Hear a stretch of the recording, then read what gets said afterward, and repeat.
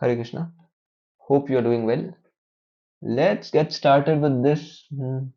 Yeah, matrix or linear algebra question. We have a matrix which is satisfying a polynomial. Well, this should immediately scream Cayley-Hamilton theorem. And because this is the fact that the matrix is satisfying this polynomial, and there are these two claims. And we have to say whether both are correct, none is correct, one is correct, or the other is correct. That's the thing. These are the prerequisites, and we'll see why this thing is so very much required in this question. That's why I like this question. Okay, this is true.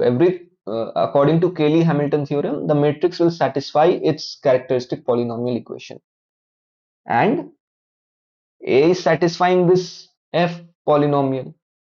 So F will be the characteristic polynomial of A. Now, the roots of the characteristic polynomial are the eigenvalues. So if 0 is an eigenvalue, the matrix will be singular. If 0 is not an eigenvalue, it will be non-singular. So if 0 is not the root of f, which then 0 is not the root of a, so it's not singular.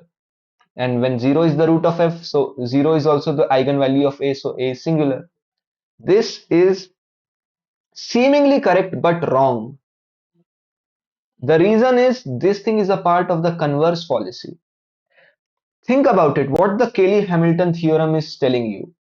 It is giving you something like P1 implies P2. So that it's the direction that the matrix is satisfying its characteristic polynomial. But what this is giving, and the claim being derived at over here, is kind of the other side, which is not necessarily true. That the matrix A can satisfy actually perhaps many polynomials, right? Suppose lambda x is its characteristic polynomial. It can also maybe satisfy lambda 1x, which is not always equal to lambda x. So does that mean every polynomial that the matrix will satisfy will be its characteristic polynomial? Not at all. And this is the part of the converse policy. Just because the matrix is satisfying a polynomial doesn't mean that it is its characteristic polynomial. It essentially means that this polynomial is having a part of the characteristic polynomial, and it could also have some other component as well. And now let's look at it. If f0 is not 0, it means the characteristic polynomial part is also not 0, and whatever is the other polynomial part, that is also not 0.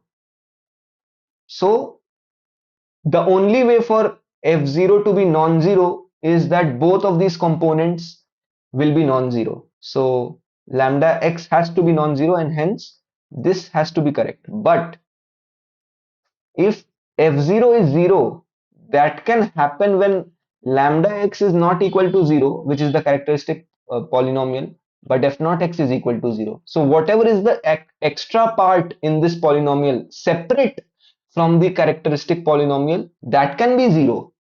And we do not know for sure whether lambda x is non-zero.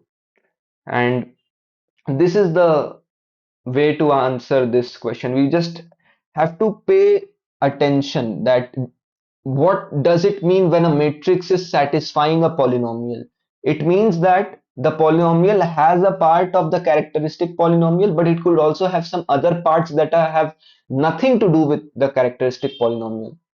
So this thing was a nice thing to see, but the nicest thing, the characteristic polynomial, was embedded in it. So every nice thing you see may not be the nicest thing. It could be clubbed with a bunch of other things that are not so nice. That was it. Take care. Hare Krishna.